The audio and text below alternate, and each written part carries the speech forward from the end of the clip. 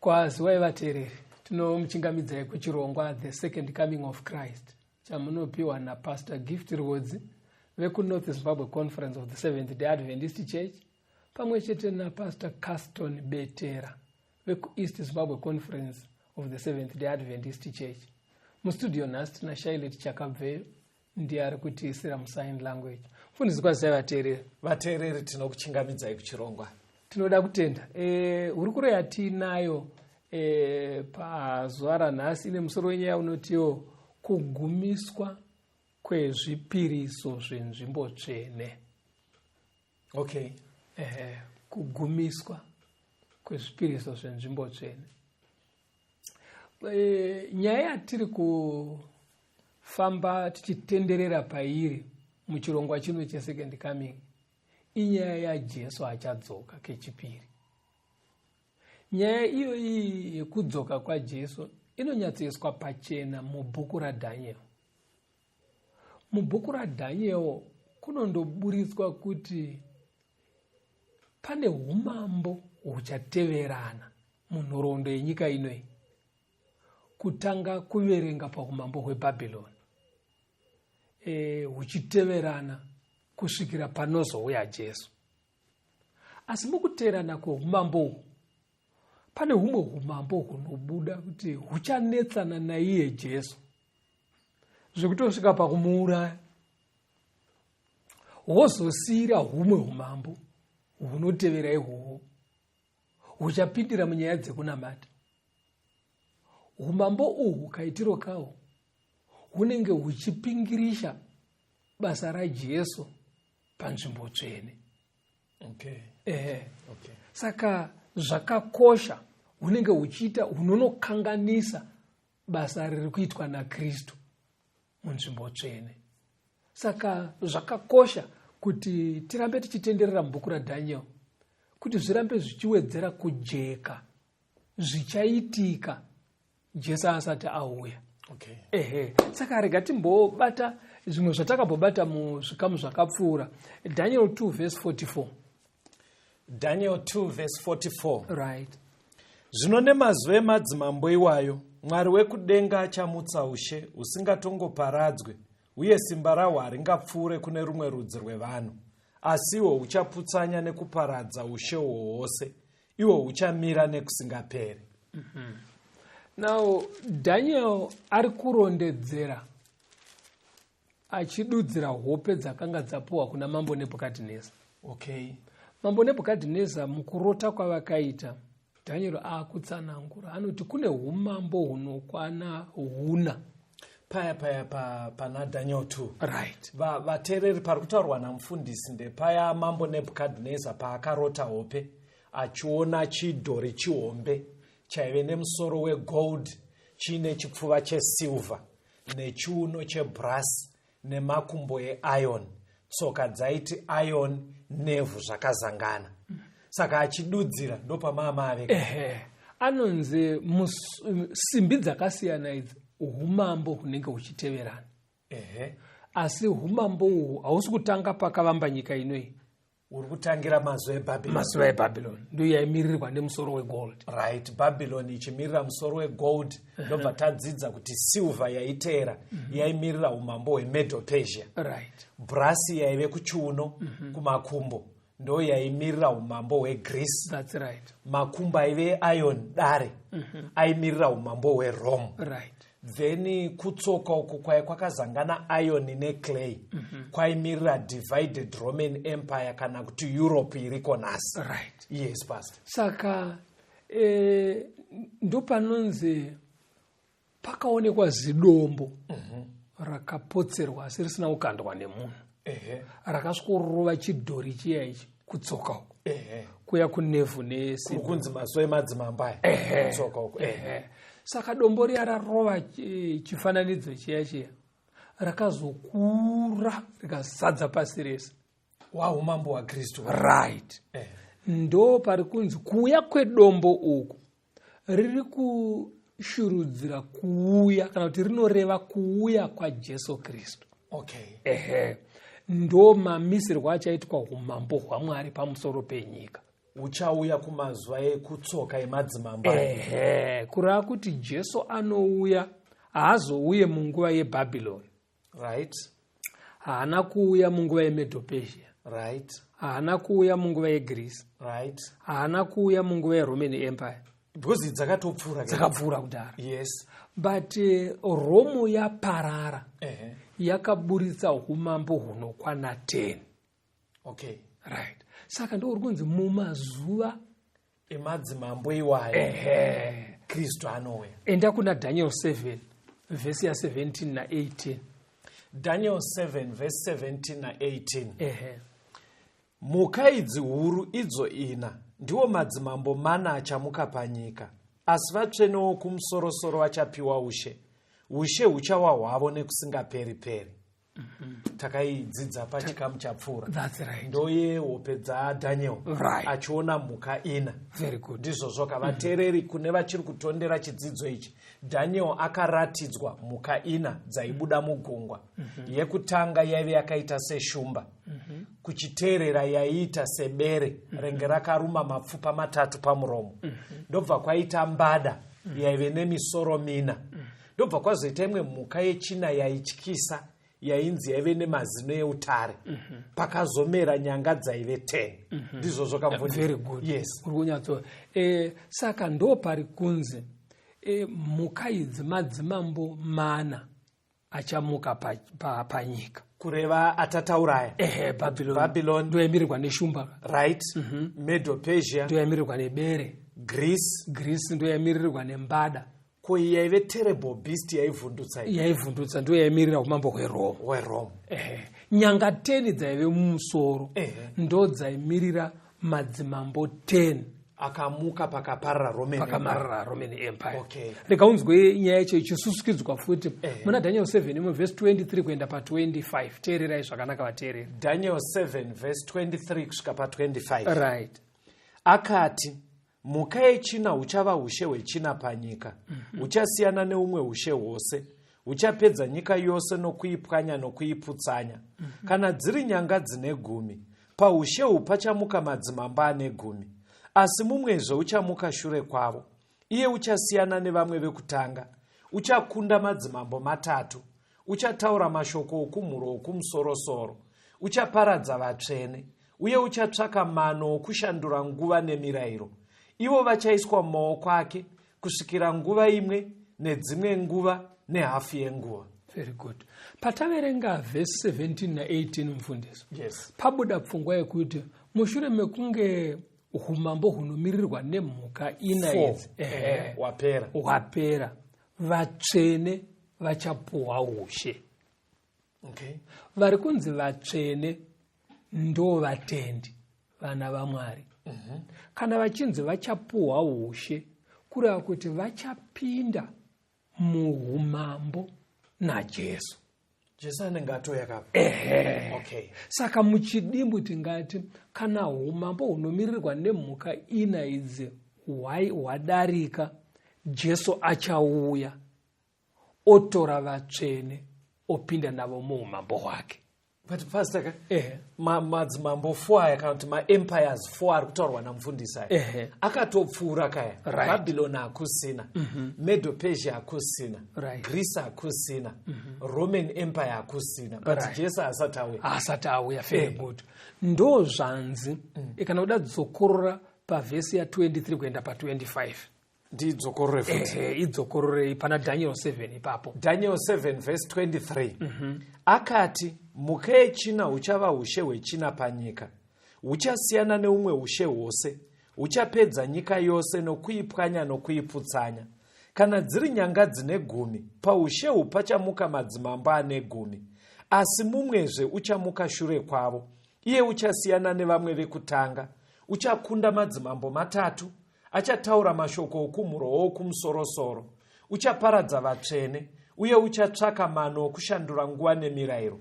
Ivo vachaiswa mumaoko ake kusvikira nguva imwe nedzimwe nguva nehafu yenguva. Right. Nyaya yedu yateereri sematangira ataita, tiri kutarisa Jesu achadzoka. Yes. Asi Bhaibheri riri kutiisira pachena kuna Daniel kuti anodzoka rini. Zvikanzi anouya kana madzimambo 4 aya apfuura. But pandaverenga pa Bhaibheri rinenge rasusukidza futi. Very good. Rati nyanga dzine 10 madzimambo ane 10 achamuka pa Roman Empire. Very good. Saka mukatarisa pakaparara ushe hweRome pakabuda madzimambo 10. Right. Mamwe acho mauya kuhistory kwanguva kwako pari kutaurwa namufundisi zveshuwa Roman Empire yakaparara zvirimo munhoroondo ndozvazvakatoita. Pakabuda 10 kingdoms. Imi mufundisi munogona kundibatsira muchisa mumazita iye zvino.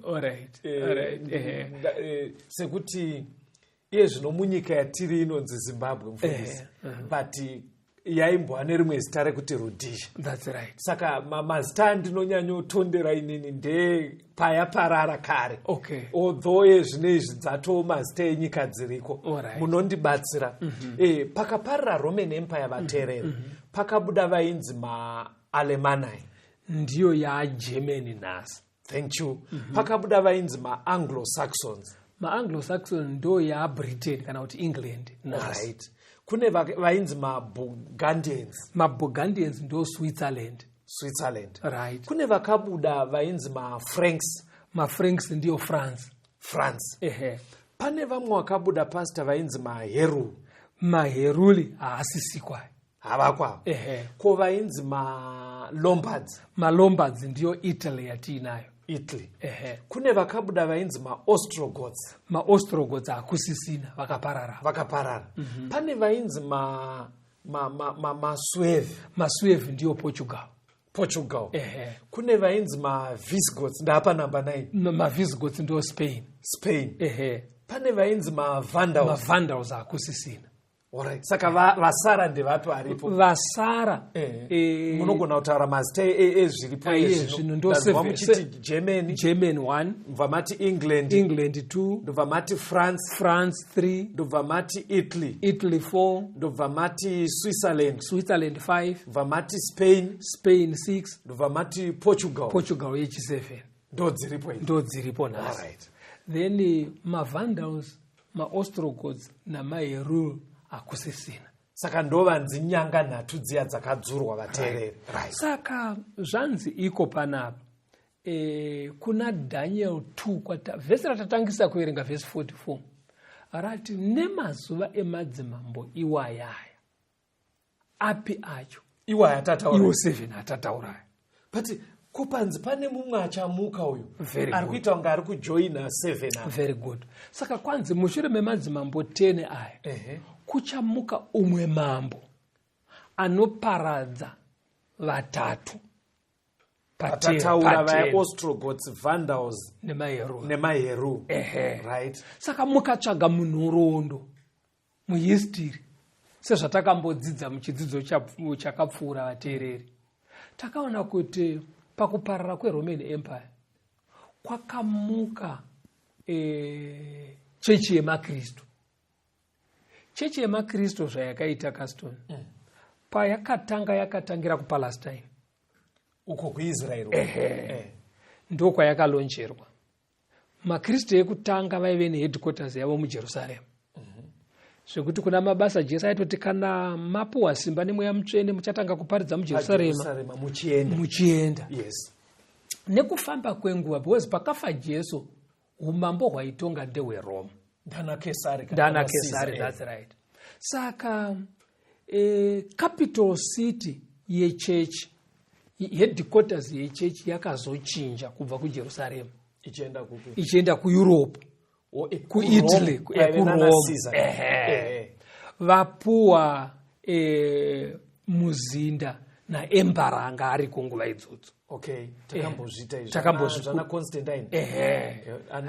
Justinian ndiye akavapa sarai muchigara. It's okay. Saka ikoko ndokwa. Saka chimwe chinhu changa chiri mu Christian church zvaiti kuparidza vhangeri plus chechi yemakristu yaitove nesimba remasoja. Zvekutorwa dzihondo sezvaiita dzinyika. Saka vakatonorwisa ndudzi nhatu idzi. Saka ndudzi nhatu idzi vanoti maVandals, maOstrogoths namaheruli vairamba Jesu. Asi chechi ichida kuti vhangeri raJesu riende. Saka yakatanga kuvarwisa. Ndobva vabatsirwa naembara anga ariko nguva idzodzo ndokukunda maVandals, maOstrogoths namaheruli. Saka in other words, Pastor, muri kuti ava vakundwa. Saka vari kusara va8. Va8 kuti 7 vaya nechechi yechi8. Saka ndo iri kunzi ndorunyanga rwakazobuda kureva chechi yemakristu ine muzinda kuRome. That's right. Okay, Pastor. Saka pane zvimwe zvinhu zvatakatodzidza kare zvakanzi iye mambo uyu anenge ari munyaya dzekunamata yatiri kuona kuti ichechi achataura zvinomhura Mwari. Takazvidzidza zvikanzi achashungurudza vatsvene kureva kuti vanhu chikanzi achachinjawo futi mutemo waMwari. Takatoona kuti mutemo waMwari wakachinjwa zvikuru sei pamirayiro ine 10, mutemo wokuchengetwa kwesabata remusi wechinomwe wevhiki richibisiwa pachiiswa sondo kuti ichengetwe sesabata. Zvandikuda Pastor, pamanditi ndiverenge pane mavhesi anoteera ndoda kuti kana tanzwa kambo muzondibatsira, because pamuri kuti chechi yemakristu muchidaroka inzwai zvinotaura vhesi iri mundibatsire. Daniel 7 vateereri vhesi ya26 na27. Asi kutonga kuchatanga, vachabvisa simba rake kuti varipedze nekuriparadza kusvikira pakuguma. Ipapo ushe nesimba neukuru hwoushe hwose pasi pedenga rose zvichapiwa vanhu vevatsvene vokumusoro-soro. Ushe hwake ndohwokusingaperi, masimba ose achamushumira nokumuteerera. Zviri kuita kunge zvinonzi pachauya Jesu akugadza umambo. Umambo hwechi8 rukumirirwa nerunyanga rwatiri kuti chechi yemakristu ruri kuita kunge ruchatosvika pakuya kwaJesu ruchipikisana naJesu wacho. Asi tiri kuti ichechi yemakristu. Ndoda kuti muzondibatsira ipapo kuti chii chiri kuitika panapa. Regai timbonzwa kambo tosumudzira kubva ipapo. Jesu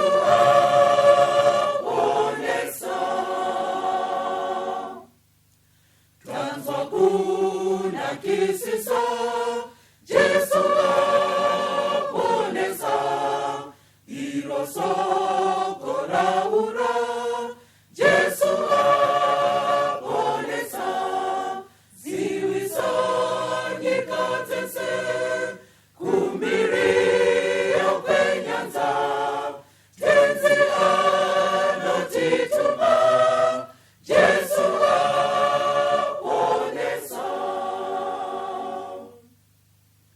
tumiranyi panyanza Jesu aponesa udzanyi vanyangadzi Jesu aponesa imbanyi vozvitsuwa kana wari panyanza kusiri chazoridza Jesu aponesa.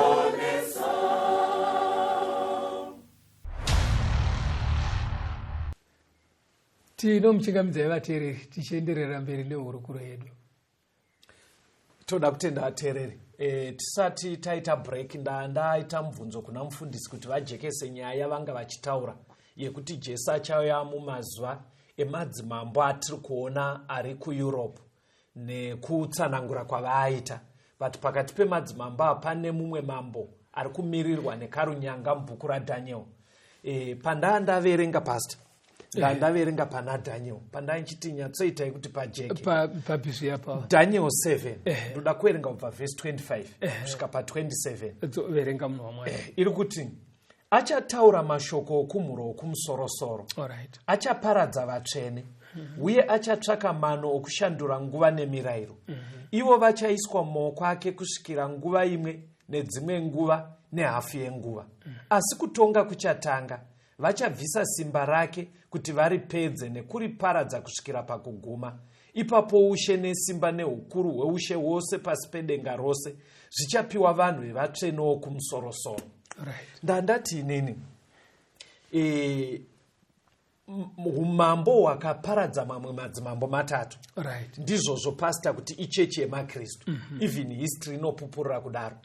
Manga makutsanangura kuti chechi yemakristu iyi ndo yakachinja mitemo yaMwari mushure mekunge headquarters yamuvha yakuEurope. Matsanangura kudaro, but verse 26 iri kuita sekunge pachauya Kristu zviri kuita kunge zvinonzi Kristu ari kuuya asi chechi yemakristu iri kuri opposite naKristu. Kana takanyatsoisa pfungwa dzedu patiri kuverenga muna Daniel, mweya waMwari achitibatsira zvinobuda pachena mufundisi nemuvateereri ndezvekuti tiri kuteera nyaya yekudzoka kwaJesu. Ndiri kunzi madzimambo aya anoteerana. Right? Pfungwa dzedu dzinoda kudedzwa naDaniel kunonyanya kutarisa pana umambo hwechifo hweRome. Ndo hwakanetsana naKristu sezvamuchaona muchikamu chinechi. Asi zvapera izvozvo ndobva kwatevera mushure mekuparara kweRoman Empire. Madzimambo akabudapo 10. Asi 3 acho akabva abviswa. Saka anoti akabvisa 3 aya sekuona kwatinoita munhoroondo ichechi yemakristu. Then ichechi iyi yemakristu kana ichinzi yemakristu zvikureva kuti vateveri vaJesu. Asi kuita kwayo kunenge kupikisana naJesu. Because pane kutambudza vatsvene takazviona munhoroondo. Kuchinja mitemo yaMwari takazviona zvakaitika munhoroondo. Kabvunziro kamaita mufundisi, muri kumboona here kuti mitemo yacho yakachinjwa semutemo weSabata. Nanhasi vanhu vari kunamata ende vachitonzi maKristu. Bhaibheri vakatoribata asi Sabata risingachengetwe. Zvichireva kuti chimiro ichocho chakaunzwa neChristian Church chicharamba chiripo kusvikira Jesu achiuya. Okay, ndapabata vateereri pari kuburitswa namufundisi mukateerera pataverenga Bhaibheri, even mukatasara muinaro ratsanangura zvemadzimambo 10 achabuda. Riri kunopedza richiti asi vachabvisa simba rake, kwete re10 vaya. Sekunge Bhaibheri riri kuramba richiteedza mambo wechi8 uyu ari kumirirwa nekarunyanga. Kuratidza kuti ndofunga ipapo ndo patiri kunzi neBhaibheri dai tanyatsa kuziva kuti hongu iri chechi yemakristu, but pane kuita kuri kunoratidza kuti zviri kupesana nezvinodiwa naiye Jesu. Saka zviri kutonzi chimiro ichi charamba chiripo kusvikira Jesu achitozouya. Yes, Pastor, famba yenyu. Anemberi, hatidzokere pana Daniel 8 verse ya 20 na 21. Tisuzukidze nhoroondo yedu. Alright, Daniel 8 verse 20 na 21. Right.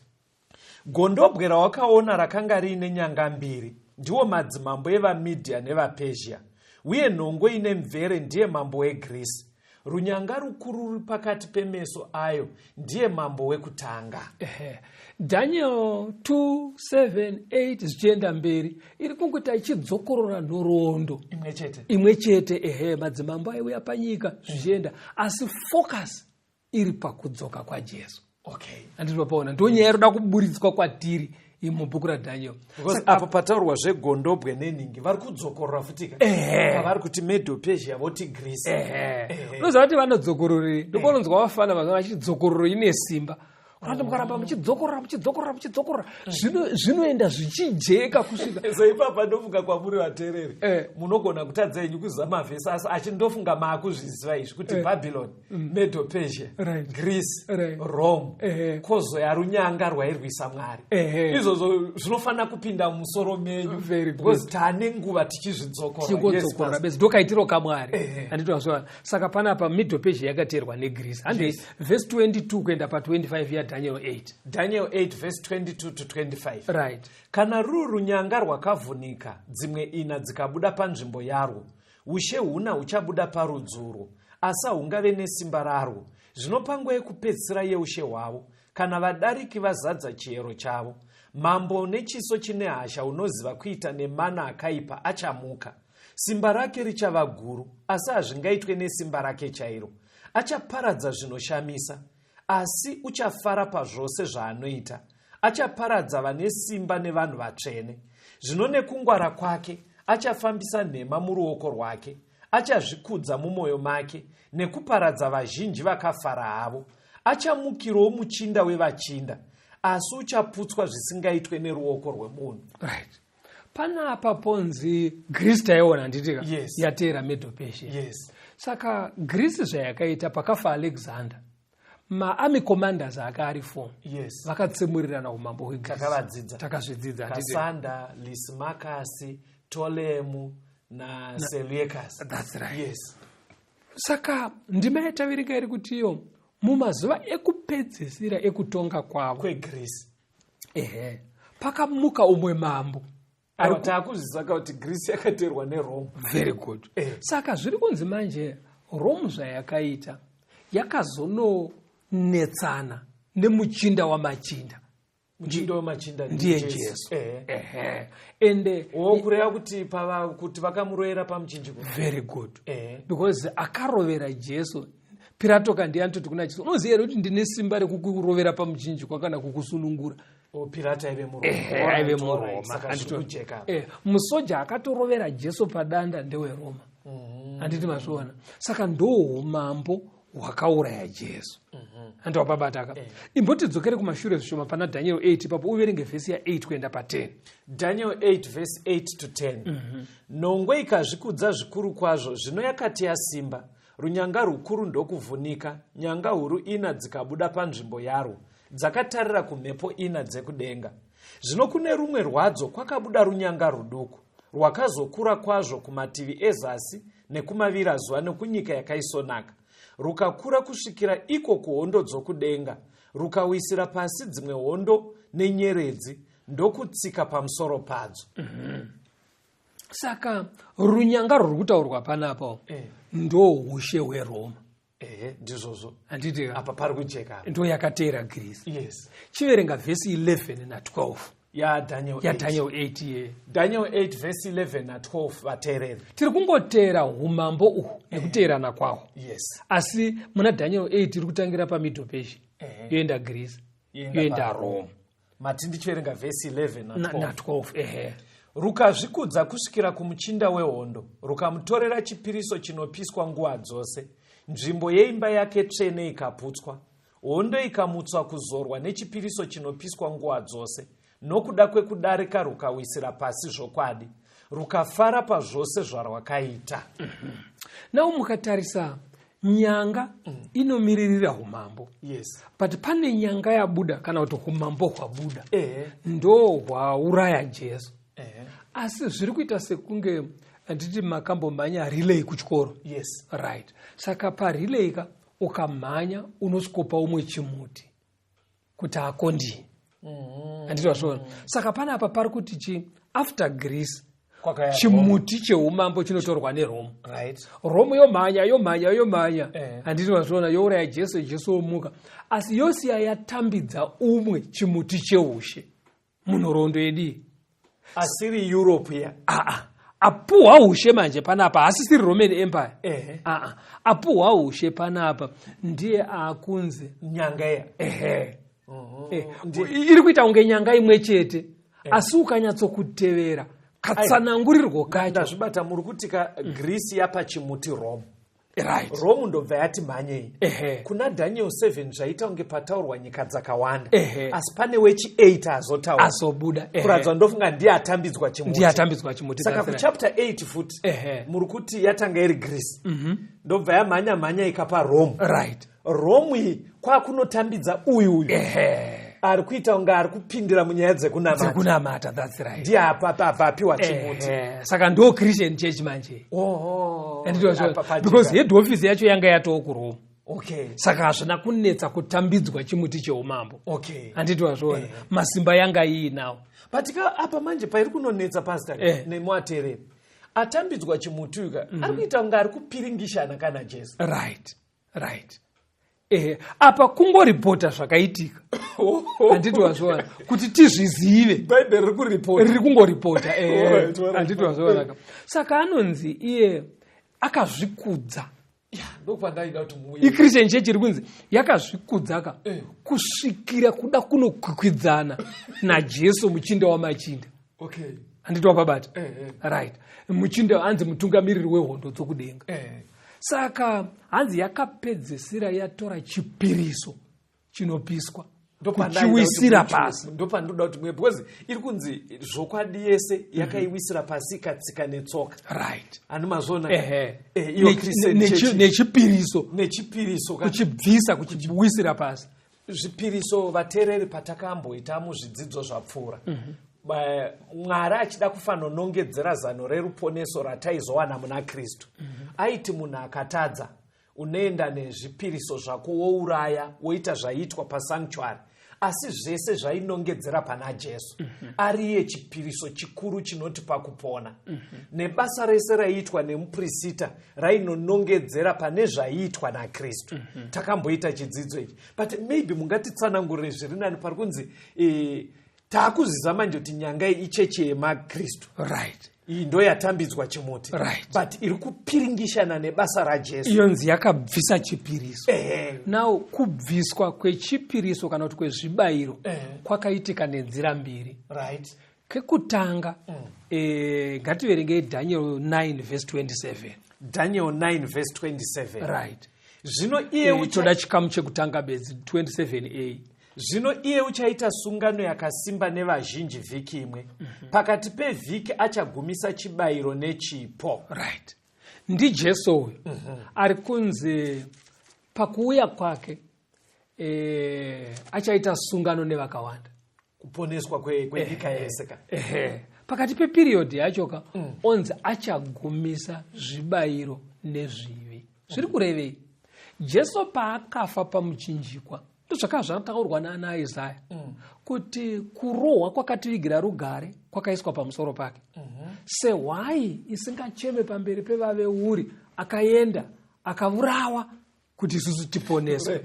Isaiah 53 vatereri verse 3 kusvika pa5. Taura yenyu pastor. Saka Jesu kufa kwaakaita paKalvari akafa panzvimbo pedu isu sevatadzi. Achifira zvitema zvedu isu. Ariye chibayiro chacho. Ndosaka Johana akati iro gwayana raMwari iro rinobvisa zvese. Ndiye ainongedzerwa nemakwai ese. Saka kufa kwakaita Jesu pamuchinjikwa akabva abvisa minongedzo iya yekuurayiwa kwehwai. Kuti haicharambe ichishanda nekuti yainongedza ini. Ndini hwai yacho ndauya. Yaive mifananidzo ini muridzi wepicture yacho ndaapano. Thank you. Ndobva afa. Saka akabvisa zvipiriso nekufa kwake. Pakajeka. Imwe nzira yechitu tiverengere Hebrews 9 verse 1 na 2 verse 5 part B yacho neverse 11 na 12 neverse 15. Hebrews 9 verse 1 na 2. Zvino neiyi sungano yokutanga yakanga ine mirayiro yekushumira Mwari nayo neimba tsvene yenyika, nekuti tebhanekeri yaive yekutanga yakagadzirwa makanga muine chigadziko chemwenje netafura nezvingwa zvekuratidza, ndipo panonzi patsvene. Hatigone kurondedzera izvozvi tichiita chimwe nechimwe iye zvino. Verse 11. Asi Kristu wakati asvika ari muprista mukuru wezvinhu zvakanaka zvinozouya, akapinda nepatebhenekeri yakapfuura pakukura nepakukwana, isina kuitwa nemaoko, ndiko kuti isati iri yekusikwa kuno. Haana kupinda neropa rembudzi kana remhuru, asi neropa rake chairo, kamwe chete zvikapera panzvimbo tsvene, akatiwanira rudzikinuro rusingaperi. Verse 15. Nemhaka iyo, iye ndimurevereri wesungano itsva, kuti rufu zvarwakasvika kuzodzikinura avo vakadarika pasungano yokutanga, vakadanwa vagopiwa chipikirwa chenhaka isingaperi. Right. Unoona nyaya iri kubuda panapa. Jesu paakafa paKalvari, Yes. akatora nzvimbo yezvipiriso. Yes. Saka iye ndobva aita chipiriso. Uh-huh. Anditwa ndobva agumisa zvipiriso. But akazomuka. Ndozvitaurwa navaHebheru. Akava murevereri. Achibva aenda kudenga. Yes. Paakamuka manje, akanotora imwe ofisi nyowani. Hanza akamuka amuprisit. Amuprisit. Nekuti muprisit aipinda munzvimbo tsvene neropa. Saka haana kuzotora ropa rembudzi kana rehwai kuenda naro kunzvimbo tsvene yekudenga. Akaenda neropa rake iye amene ndora akanombora. Achibva aenda ari iye muprisit manje. Okay. Saka amune chimwe chimiro. Okay. Mapabataka. Vateereri, mufundisi vari kuti Kristu paakatifira akafa segwai. Asi paakamuka akuenda kudenga, hongu afa ropa rake raerera. Akabva atora ofisi nyowani. Ndobva ava muprisita wedu musanctuary iri kudenga kwete dzepanyika. Saka paari kuita basa ari musanctuary panoda ropa. Ndopari kunzi hapachada rembudzi kana rehwai. Nekuti akudenga akushandisa ropa rake. Amen. That's right. Yes. Very good. Saka toda kuti timbonzwa kamboka. Because hamusati mandipindura. Kuti iyi chechi yemakristu yakatambidzwa chimuti neRoman Empire yaipiringishana sei naJesu ichimutorera chibayiro. Ndopandinoda kuti pajeke because zvikuita kunge zvinonzika icharamba ichinetsana naJesu kusvika Jesu auya. Right. Saka muri kunzwa ndiri kuti pano pakakosha kuti iye iri chechi yemakristu. Right. Asi iri kupiringishana naJesu. naJesu zvofamba sei. Saka timbonzwa kamboateereri mufundisi vachauya voenderera mberi vachijekesa ipapo. Indlela yetu itelusizi, isono sensu twalubenzima, nesibopongeke sasedula, ekupeleni sizotokoza, ekupeleni sotokoza, ekupeleni sotokoza. Mbonu Jesu ezulwini nomkhosi bakhe, sihlabelele, ekupeleni sizotokoza. Amathunzi azonyamalala, ukukhanya kuzoqedisono, yeno kusolwa kuzobelanya, ekupeleni sizotokoza, ekupeleni sotokoza, ekupeleni sotokoza. Mbonu Jesu ezulwini nomkhosi bakhe, sihlabelele, ekupeleni sizotokoza. Izingilosi sesilindele, ukuhambisa izindaba ezinhle, chiyanini izondonomona, ekupeleni sizotokoza, ekupeleni sotokoza, ekupeleni sotokoza. Mbonu Jesu ezulwini nomkhosi bakhe, sihlabelele, ekupeleni sizotokoza.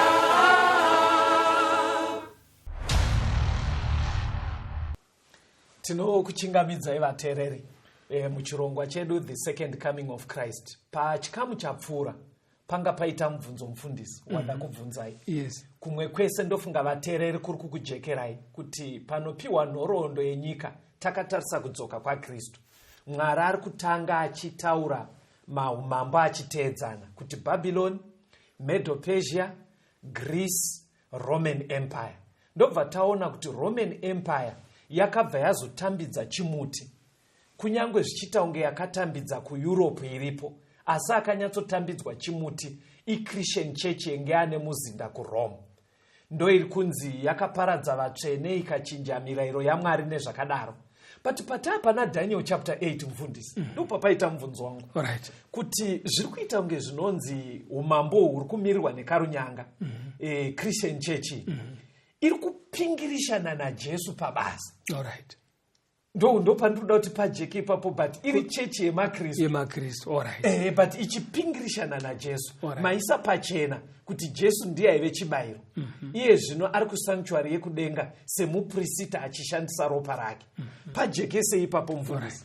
Saka chiri kuda kunzi chijeke naDaniel ndechekuti umambo hwechechi yemakristu wasimudzira pakasiwa neumambo hweRoma pakurwisana naKristu. Nekuti umambo hweRoma hwakarwisana naKristu kusvika kumuuraya. Yes. Asi zvichizadzisa zano raMwari reruponeso rekuti aifanira kufa sechipiriso. Yes. Saka Christian Church yaitawo take over. Iri kuenderera mberi nekukakavadzana naJesu. But zviri kufamba sei? Maybe rikatimboverenga dzimwe ndima idzi tione kuti zvijeke kupingirisha kwairi kuita basa raJesu rezvipiriso. VaHebrew 8 verse ya 1 na 2. Hebrews 8 verse 1 and 2. Zvino shoko guru panaizvozvi zvatataura ndiro kuti tine muprista mukuru wakadai wakagara kurudyi rwechigaro choushe cheumambo kudenga. Iye mushumiri wezvinhu zvitsvene newetebhanekeri chaiyo yakamiswa naShe isina kumiswa nemunhu. Saka panapa pari kudzokorera pfungwa yatambotaura yekuti Jesu mushure mekumuka kubva kuvakafa akatora ofisi yehuprista ari kusanctuary iri kudenga, ari munzvimbo tsvene yekudenga. Regai tinzwe basa raari kuita rehuprista ikoko kuna vaHebrew 7 verse 22 kuenda pa25. Hebrews 7 verse 22 to 25. Saizvozvo Jesu wakaitwa rubatso rwesungano inopfuura nekunaka. Ivo vaive vaprista vazhinji nekuti vaidziviswa nerufu kugara nekusingaperi. Asi iye zvaanogara nekusingaperi ane uprista husingapfuudzwe kune mumwe. Naizvozvo une simba rekuponesa kwazvo avo vanoswedera kuna Mwari naye, zvaanorarama nekusingaperi kuti avareverere. Pana pari kubuda pfungwa yekuti uprista hwaiitika munzvimbo tsvene yaana Moses, maprista aichinjana. Aisaramba aripo narini. Hanzi vaifa.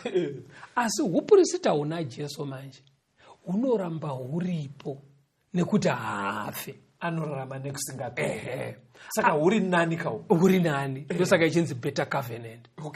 Asi manje zviri kunzi basa raanenge achiita paverse 25 kureverera vanouya kwaari. Ndo basa rake raari kuita. Kureverera mutadza abvuma uyu ari kudzoka kuna Mwari kuti agashirwe naMwari, anorevererwa naJesu ari munzvimbo tsvene yekudenga. Ndo basa raari kuita iro. Very good. Ibva wanzwa ichitsinirwa pana Timothy wekutanga 2 pavhesi ya 5. 1 Timothy 2 vhesi ya 5. Right. Nekuti kunongova naMwari mumwe chete nemurevereri mumwe chete pakati paMwari nevanhu, ndiye munhu Kristu Jesu. Right. Kuti vanhu vasvike kuna Mwari vagashirike, kunodiwa muprista zveshuwa hongu anenge achivareverera. Asi hanzi kunongove nehwani chete pasi rese, ndi Jesu. Ndaona pakuita problem. Right. Uri kuona problem. Uona pandakuona parikuita problem ka. Ndikutozviona mukurarama kwatinoita. Because zveshuwa Bible riri kunyatsoburitsa kuti murevereri mumwe chete. Tinotori nedzimbo asi mufundisi dzimwe dzatinotoimba. Tasvika pakaomerwa patinoita kuti murevererei mumureverere but tisingarevi Kristu manje. Right. Mazona manje. Saka unoziva kuti kubva mu1st century the Christian Church yakatanga kudzidzisa vanhu kuti kana muchida kuregererwa munoenda pamberi pemunhu mufundisi wekuchechi woreurura zvitema zvako kwaari, iye ndiye wokureverera kuna Mwari. Aiwa, alright, aiwa, yadzoka, because nyaya muri kutaura ndiri familiar nayo vateereri. Chinhu chitorimo munhoroondo chakaitika muChristian Church kuti sezvavari kutaura makore avataura paka kunyangwe vainamata Jesu, but pane dzidziso yakachipinda muchechi yekuti vanhu vanga vakudzidziswa kuti atadza, aita upombwe, aba, anyepa, anoenda onopfugama pamberi pemunhu, angave mufundisi, angave muprista, okumbira kuti arevererwe kudarika kwake. Zvekutoti nedzimwe nguva aigona kutodzokera kumba mufundisi achitonzi waregererwa, aimuti waregererwa atoriwo munhu. Saka zviri kuitika manje ndezvekuti Bhaibheri riri kuti murevereri i1, Jesu ndi Jesu. Chechi yoti unogona kurevererwa nemunhu ari mufundisi. Anditi wazviona? Saka ipapapa kuwisira basa raJesu pasi kuri kuitwa nechechi. Kuti ropa rake ari chibayiro chinotipa kuregererwa zvitadzo, iye Jesu atireverera. Poita munhuwo zvake ari kungoti aiwa ngatokuregerera zvaita. Saka uri kunzwa Daniel manje ari kuti kushora kauka. Ndosaka Daniel ari kuti iye utungamiriri huchagumisa zvipiriso zvenzvimbo tsvene. Kureva kuti huri kunopingirisha basa raJesu remunzvimbo tsvene. Kuzvidza kuti zvaiwa zvina basa. Hazvisiri izvo. Mwari ari kuti anokurevererai ndi Jesu yemuti aiyewa unogona kurererwa nemunhu. Anditi wapabata. Ndosaka uri nyaya inobva yadzoka. Imi mataura zvekuma1st century. Nyaya yaibva yadzoka here vateereri. Even kune dzimwe tsika dzatakatokurawo tichita even isusu vari muno mustudio dzekumagedhi. Izvo zvinanhasika kune vanhu vachiri kutoenda pamberi pemufundisi kana angava muprista, vamwe anotomira pagedhi achireurura kumunhu anonzi magedhi aya harisi gedhi riya rekuti pachechi pakafenzwa. Aiwa, ndinopadzwisa even inovateerera nyaya yemagedhi munoinzwisisa yekutoti confession inenge ichitwa kumunhu. Pfungwa iyi kunyange iri kuraramika pakati pedu ateereri iri kupikisana nezviri kutaura Bhaibheri. Ndo zvandiri kuona basa. Now ukatarisa manje wozoona kuti imwe zvakare pfungwa yakaunzwa neThe Christian Church yaive kuti kune nzvimbo inonzi purgatory pakutsanangura kweChristian Church. Hanzi mupurgatory munoti kana munhu anga achienda kuchechi afa asi ane zvimwe zvitema zvakasarira zvinoda kupemenwa kuti akone nzvereke achigadzirirwa kupinda mudenga, ainzi anoenda kunzvimbo ikoko onopiswa sekunge kubvuraudza kuti zvitema zviya zvipere ochizoenda mudenga. Ndinoiziva pfungwa yacho. Anditika. Saka yaiita kuti iyo inzira futi yekubvisa Jesu nechipiriso chake, kuti kufa kwaakaita pamuchinjikwa hakuna kukwana kuchendesa mutadzi, zvoda kuti ambonobvurwa futi mumoto kunyange Jesu akafa. Vateereri, pfungwa iyi ndinoiziva hangu, pfungwa yekutaurwa namufundisi, but handifunga kuti ichiri kunyanya kuraramika pakati pedu, because dzimwe dzepfungwa dzekuti dzinenge dzisina kana tsigiro yeBhaibheri. Pfungwa yavari kutaura inyaya inotaurwa yekunzi kune nzvimbo inonzi purgatory, yekuti kana wafa usati waenda kudenga unombonopiswa zvichienderana nezvitadzo zvawakaita. Saka kakupiswa kaya ndokari kuburitswa namufundisi pachena kuti kana moto uchinzi unonokupisa mbichana zvivi zviya izvi, zvazviri kureva kushora pachena ropa raJesu nekurerera kwaJesu kunobvisa zvivi. Pari kuita kunge zvinonzi kamoto aka kari kunzi kanei kachibvira ndo kanonopemena, kanonoita page. Ndo panobva pfungwa yekuti purgatory kanonoita page, kupisa kubvuraudza kuti tuzvivi tuya tubve. Pfungwa yacho zveshuwa yaiveko, but ndoda kukukumbirai vateereri, pfungwa ingairege kurarama kwamuri zvachose, haina kana tsigiro yeBhaibheri. Famba yenyu mufundisi. Ende vanhu vaitonzika kana mine hama dzenyu dzakafa dziri kupurgatory, unogona kutoronga nevatungamiriri kutoitwa service yekuti vochitaura naMwari kuti uyu chimubvisa impurgatory achienda kudenga. Andiri kuona. Saka dzese plus hazvina kugumira ipapo ka. Kune vainzi ma-traveling pardoners. Ava vaive vanhu vakaita sei? Vari kubva muChristian church ivava. Vanhu ava vaifamba nemacertificate ekuregerera. Saka vakasvika panapa kuti Caston, chitema chako chawakaita chiyaka ndeche $50. Iwe wobhadhara $50 iyeyo, wotonyorerwa certificate iyeyo kuti chitema chako wabhadhara charegererwa.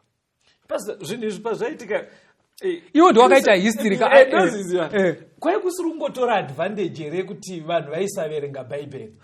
Unoziva kuti because pandiri kurera nyaya dzese dzamutaradza napurgatory dzekuita confession kumunhu dzemagedhi haizi nyaya here inongotanga vateereri pakuti munhu haasi kungoda hake kudzidza bhaibheri. Chinoshamisa ndechekuti chero nanhasi unoona tukuita itwoto tuchirimo mukati memakristu.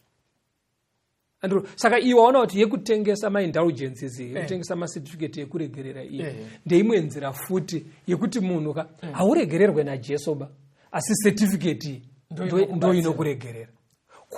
Kuwisira chipiriso chaJesu pasi. Kushora pasi. Verenga vaKorinde unzwe. Ndiwabvunza mubvunzo wekawo. Vakorinde vekutanga 11:24 na26. 1 Corinthians 11:24. Akati avonga akamedura akati, ichi ndiwo muviri wangu unomedurirwa imi, itai izvi muchindirangarira. Verse 26. Nekuti nguva dzose kana muchidya chingwa ichi kana kunwa mukombe uyu munoparidza rufu rwaShe kusvikira achiuya. Jesu akasiya audza vatendi kuti munondirangarira sei uye munoparidza rufu rwangu sei, chirayiro chatenzi. Na ukatarisa chechi yemakristu pane problem here ipapo. Zvayakaita manje ndezvekuti I think mu12th century yakatanga kuti vanhu kana vakauya kuchechi vachipohwa chirayiro vaingomedurirwa chingwa bedzi, waini vasingachamwi, paionetsana ngudzo dzavaipa zvavo. Asi Jesu ari kutika zvinoda chingwa newaini, kuchingwa chichimirira muviri waKristu, waini ichimirira ropa rake. But chechi yemakristu iri kuparidza Jesu wacho ndo yakasvikochinja izvozvo. Nzira yekudzidzisa nekurangaridza vanhu zvaJesu akatifira paKalvari yakachinjwa nechechi. Vateereri maybe ngandikukatei munogona kuramba muchipa mamwe example zvikatitorera nguva ndikuona nguva yedu yafamba. Pakufa kwakaita Jesu vateereri iye ari yegwayana redu, ropa rake raifana kuyerera. Musanctuary yekudenga semuprista oshandisa ropa rake kutireverera.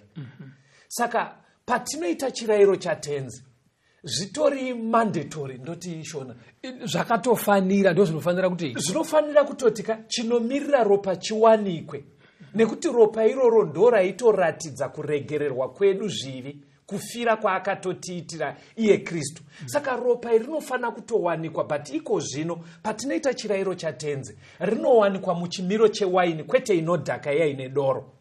Saka panoda chingwa chinomirira muviri wake neropa newaini inomirira ropa rake. Thank you.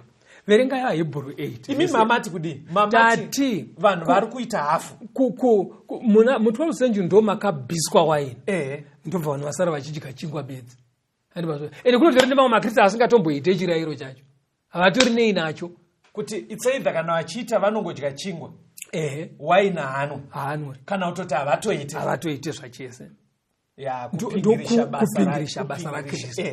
Mamati ndiverenge Hebrews 8 verse 10 na 11. Hebrews 8 verse 10 na 11. Right. Mirai ndisvike ipapo.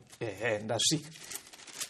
10 na 11. Nekuti ndiyo sungano yandichaita neimba yaIsraeri kana mazuva iwaya apfuura, ndizvo zvinotaura Ishe. Ndichaisa mirayiro yangu pakufunga kwavo, nepamwoyo yavo ndichainyora. Ndichava Mwari wavo, ivo vachava vanhu vangu. Yes. Mwari ari kuti iye kana Jesu azouya vanichararama semakristu zvichienda mberi, ndichaita sungano patsva navo. Ndinozviita sei? Ndichanyora mitemo yangu pamwoyo pavo, kuitira kuti hapana anozonidha kudzidziswa kuti mutemo unenge uchizviziva. Anditozvona kuri kubatsira kwaMwari nemweya wake mutsvene kuti vanhu vanzwisise mitemo yaMwari vaichengeta. But ukatarisa manje Christian Church yauya painzi kuna Daniel 7 achachinja mutemo waMwari panze pekutokurudzira vanhu kuichengeta akabvisa murayiro weSabata kwakuti vanhu vachengete svondo. Ndosaka Jesu achitaura nevaFarisi anoti imimika munondinamata pasina munonamata nemiromo bedzi asi mwoyo yenyu iri kure neni. Mirai vateereri pataurwa namufundisi apa ini namufundisi tinoenda ku7th Day Adventist Church. Saka pavari kutaura nyaya yekuchinjwa kwemitemo mumwe wacho muri kutaura weSabata. That's right. Hatisi kuzvitaurira kuti tinoenda kuchechi inonzi 7th Day Adventist. Ndo zvazvitori muchechi yemaKristu. Mutemo uyu wakachinjwa. Taurei. Ende kune maKristu akawanda nhasi vari kuchengeta svondo yakaiswa nevanhu. Jesu obva ati kuna Mark 7 pavhesi ya7 muri kundinamata pasina. Mark 7 verse 7. Asi vanondinamata pasina vachidzidzisa dzidziso iri mirayiro yevanhu. Akati kwavari zviro kwazvo munoramba murayiro waMwari kuti muchengete tsika dzenyu. Izvozvi vamwe mukangotaura zveSabata kanobva asvotwa vakutaura zvechechi yavo zvoita sekunge chechi yavo yatukwa. Izvo aiwa hakuzi kutuka ba asi ndo chibiro chakataurwa kuna Daniel kuti kusvika Jesu auyeka muchechi yemaKristu munenge muchitosvoteswa Mwari achipingirishwa mirayiro yake ichiwisirwa pasi chipiriso chake chichiwisirwa pasi. Saka ndo nyaya yaikurukurwa naGabriel manje kuna Daniel 8 manje. Daniel 8 verse pavhesi ya 19 akati tarira ndichakuzivisa zvichavapo panguva yekupedzisira yekutsamwa kwaJehovha nekuti ndezvenguva yakatarwa yekupedzisira. Verse 26 zvawakaratidzwa ndezvazvokwadi asi iwe vanza zvawaona nekuti ndezvemazuva mazhinji anozouya. Uri kuona kuti Daniel paaiudzwa ainzi nyaya idzi ndedzemazuva ekupedzisira. Ndosaka nhasi uri kuona vanhu vachiri kuvhiringidza zvinhu zvisezvo vanonoreurura pamberi pemunhu vasingachengete Sabata. Ndezvemumazuva ekupedzisira zvinhu izvi handiro pabata. Saka paikurukura Gabriel manje neumwe mutumwa akati zvinhu izvi zvinosvika rini zvichiitika izvi zvichingosiwa zvichivhiringidzwa basa raJesu richipingirishwa zvinosvika rini. Daniel akateerera mumuono ndobva zvanzi unto 2300 days kureva kuti pachaita makore 2300 nzvimbo tsvene yozocheneswa. Ndosaka tiri kuramba tichitenderera kuti panyaya iyoyo vateereri toda kutendai nguva dzedu ndo dzakwana. Mukurarama kwenyu chiregai kupingirisha Jesu. Mwari paari kuuya nekuti apadyo nekuuya ari kusikotora vanoita kuda kwake vanomuteerera. Dai Mwari akukomborerai, Mwari akuitirei zvakanaka. Udzai vanhu nhare dzedu mufundisi kana paine vane maquestions.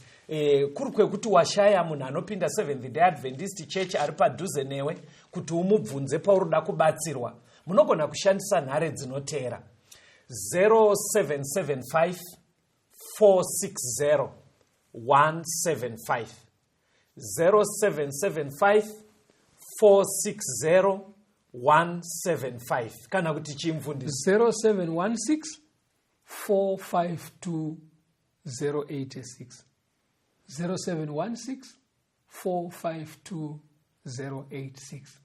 Marave nemi tigosangana muchikamu chinotevera.